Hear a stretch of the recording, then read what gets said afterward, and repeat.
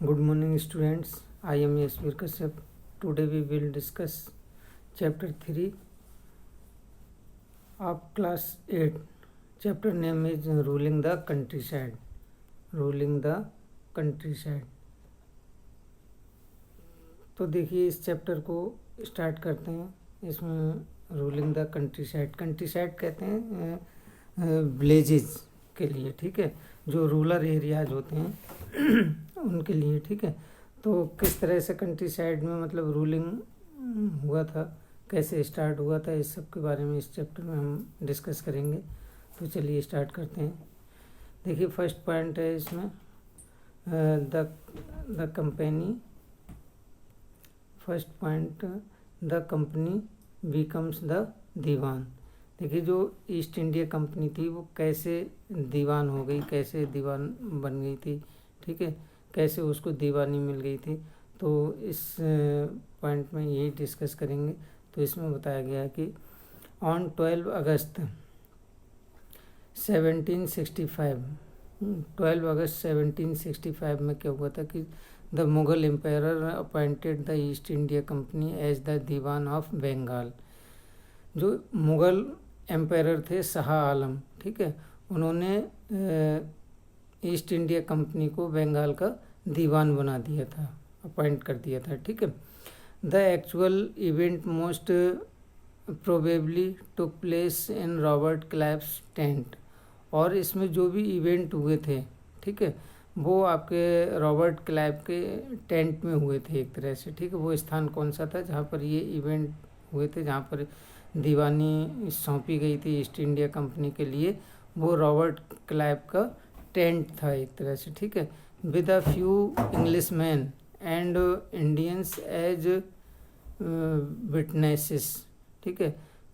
With a few English, कुछ ही मतलब English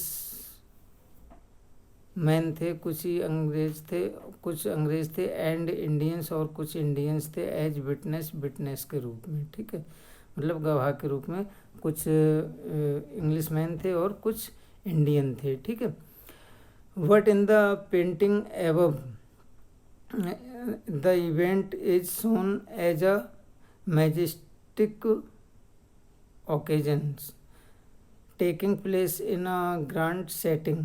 देखिए यहाँ पर ये ऊपर जो एक तरह की पेंटिंग दिखाई गई है, ये पेंटिंग है आपकी, यहाँ पर ये पेंटिंग आपकी रॉबर्ट क्लाइव एक्सेप्ट कर रहे हैं दीवानी के लिए, ठीक है.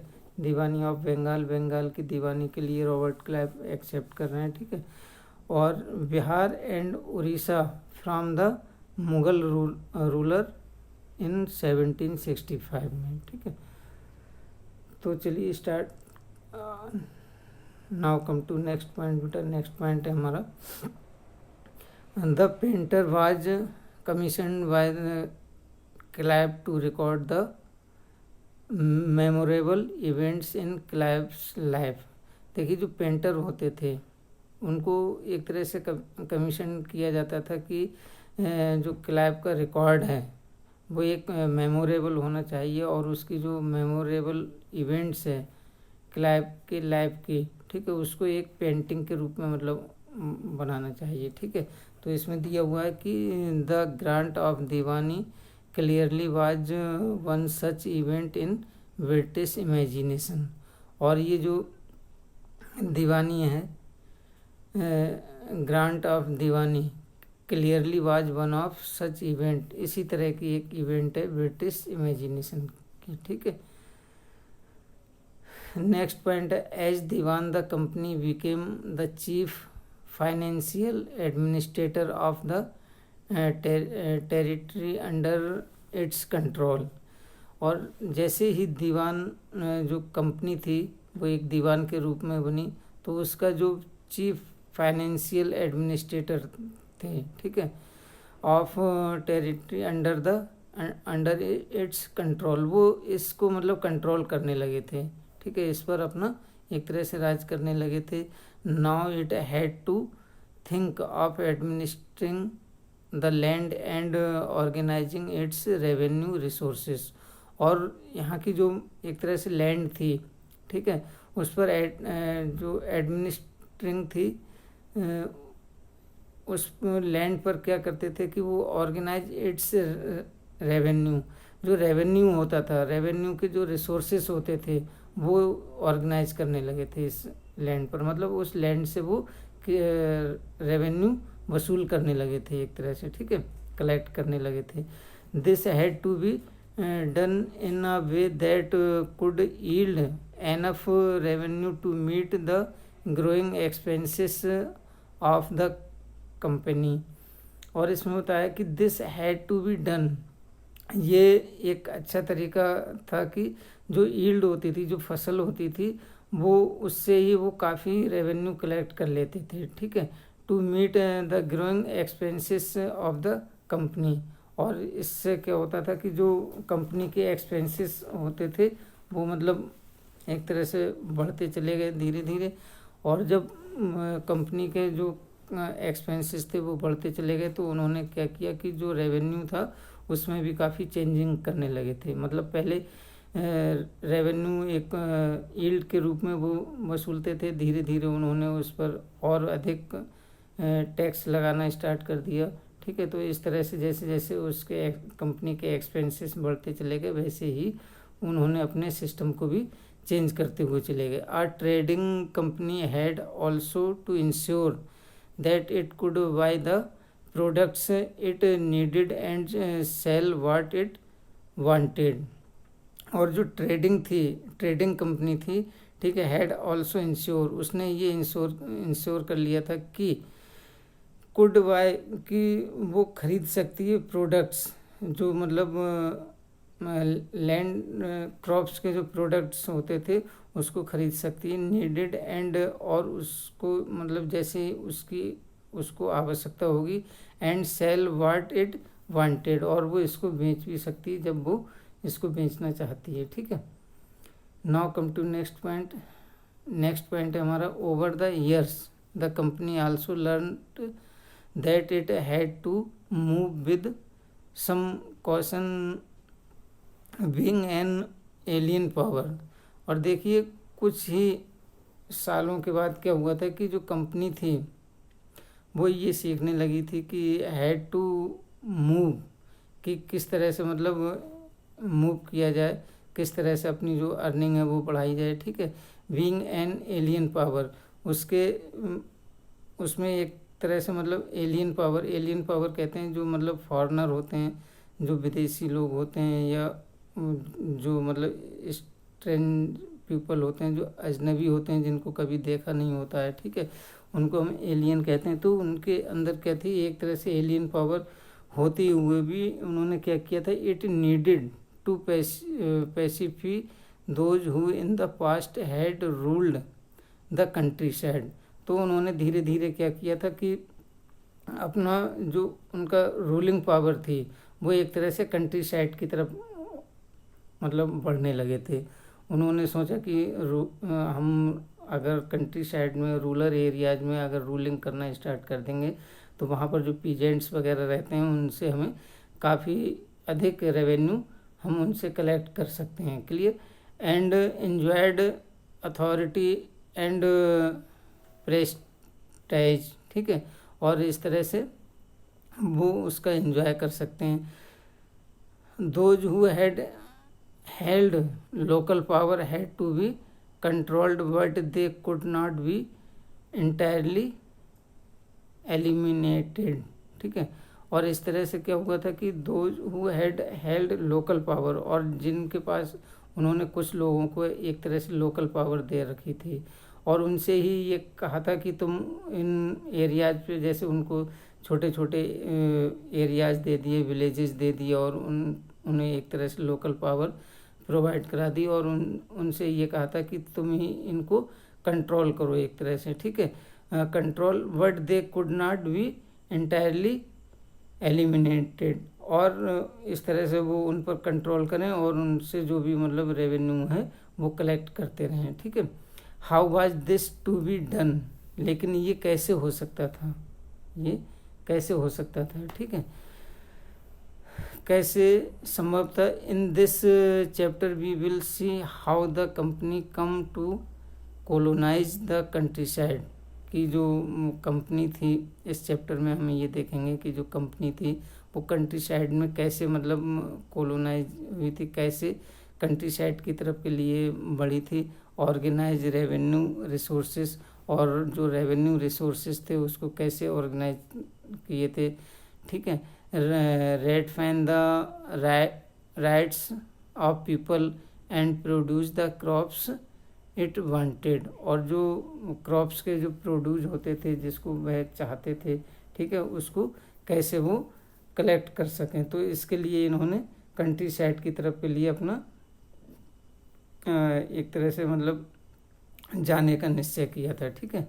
तो रेवेन्यू फॉर द कंपनी, अब देखिए कंपनी के लिए जो रेवेन्यू था वो कैसे मिलता था, कैसे वो कलेक्ट करती थी। तो इसमें बताया है the company had become the diwan, ठीक है।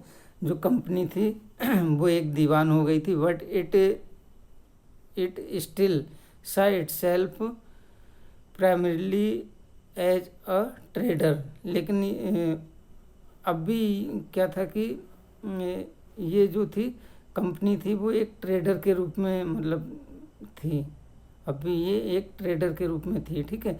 It wanted a large revenue income, ये बहुत अधिक रेवेन्यू चाहती थी, but was unwilling to set up any regular system, लेकिन ये अपना कोई भी रेगुलर सिस्टम सेटअप करना चाहती थी एक तरह से, ठीक है, जिससे कि जो इसका कलेक्शन है, रेवेन्यू कलेक्शन है, असेसमेंट एंड रेवेन्यू कलेक्शन है, वो और अधिक बढ़ सके।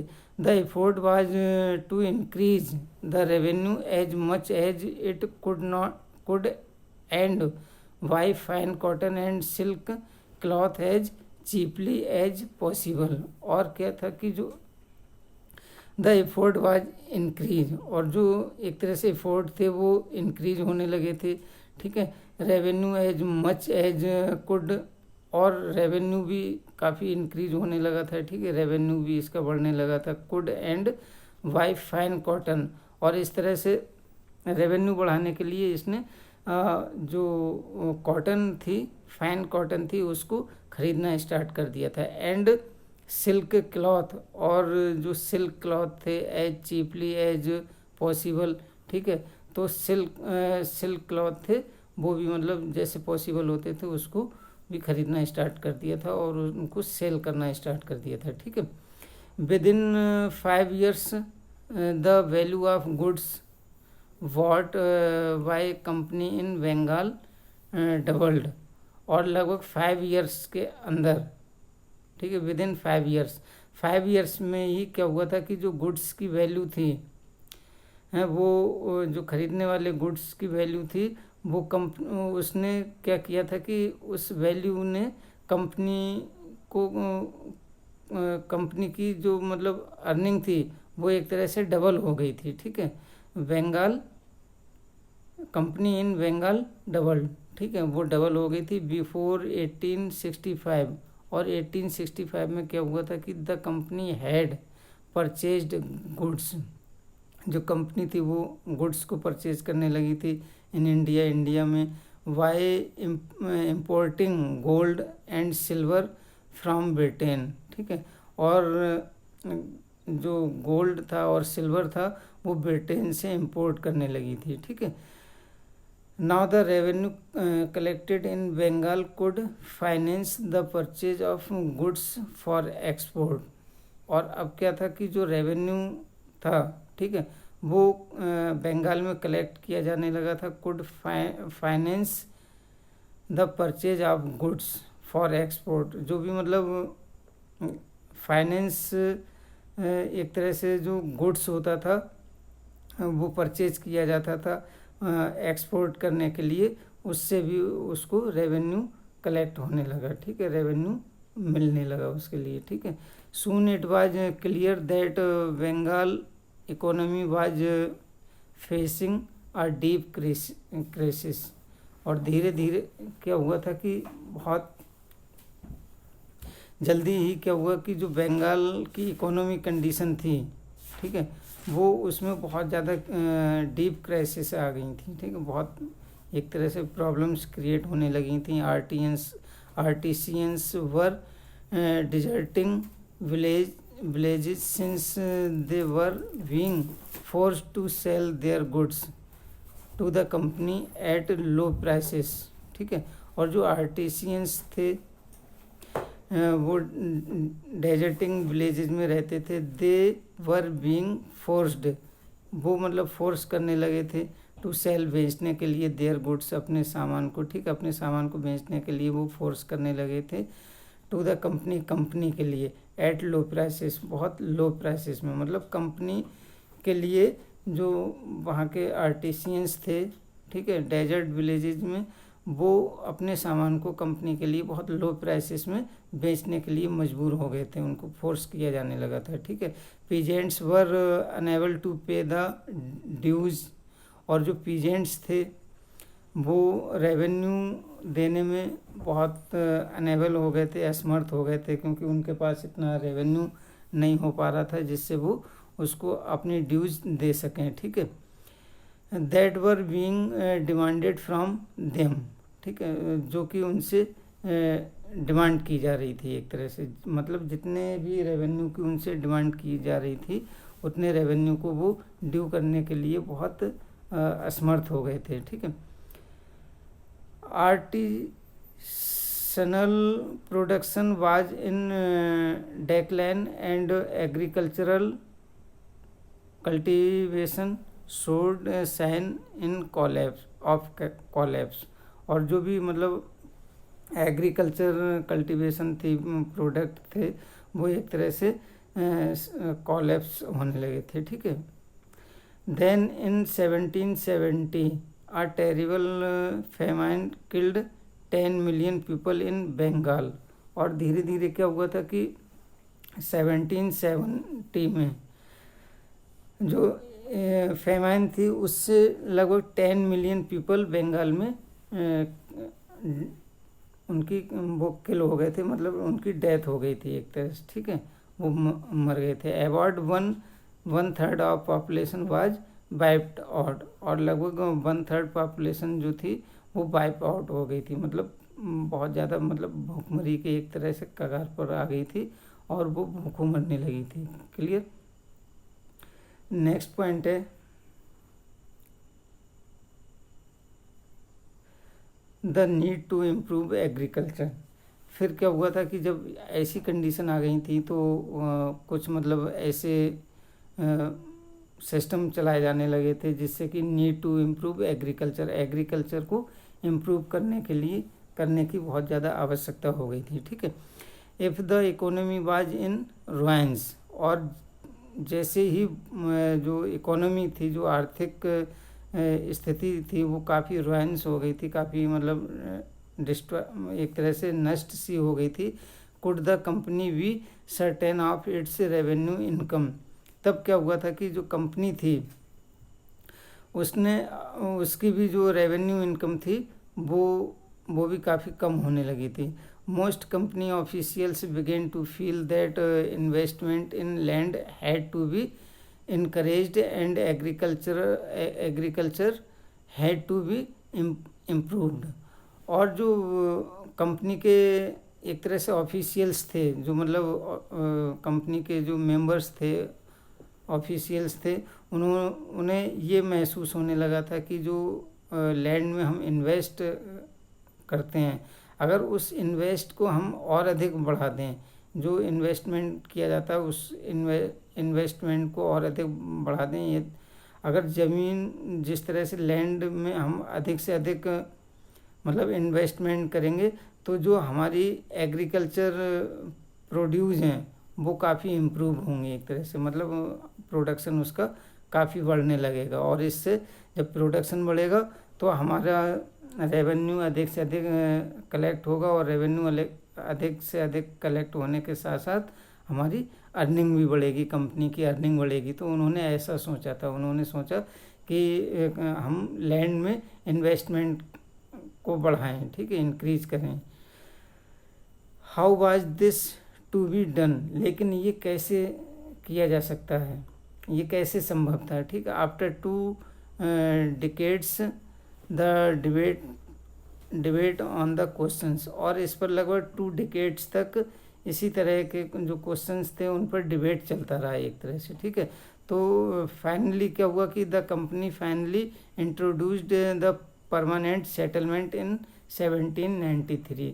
तो कंपनी ने 1793 में परमानेंट सेटलमेंट इंट्रोड्यूस किया, यानी कि परमानेंट सेटलमेंट की व्यवस्था जो सिस्टम था वो लागू कर दिया। By the terms of the settlement, और जो सेटलमेंट के टर्म्स थे उसके द्वारा क्या हुआ था कि उसमें क्या सिस्टम था कि द राजाज एंड ताल्लुकेदार्स, जो राजा और ताल्लुकेदार्स होते थे वर रिकॉग्नाइज्ड एज जमींदार, ठीक है, वो जमींदार के रूप में जाने लगे, ठीक है। यानी कि जो राजा होते थे और जो ताल्लुकेदार होते थे वो जमींदार के रूप में जाने लगे, ठीक है। They were asked to collect rent from the peasants, और उनसे ये कहा गया था कि आप पीजेंट से जो रेंट है वो कलेक्ट करेंगे, ठीक है, रेंट को कलेक्ट करेंगे और क्या करेंगे कि एंड पे रेवेन्यू टू द कंपनी, और कंपनी के लिए आप रेवेन्यू पे करेंगे।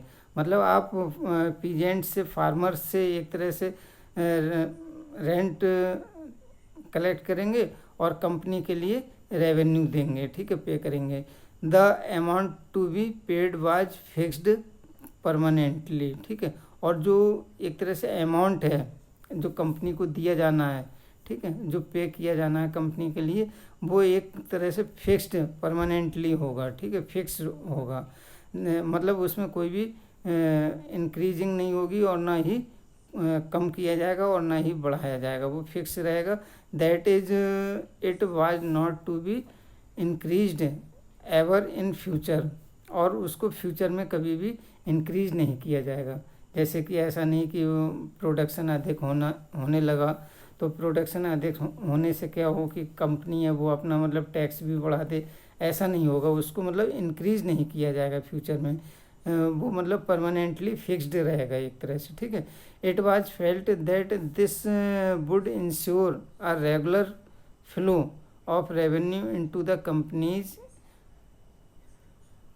coffers and at the same time encourage the zamindars to invest in improving the land।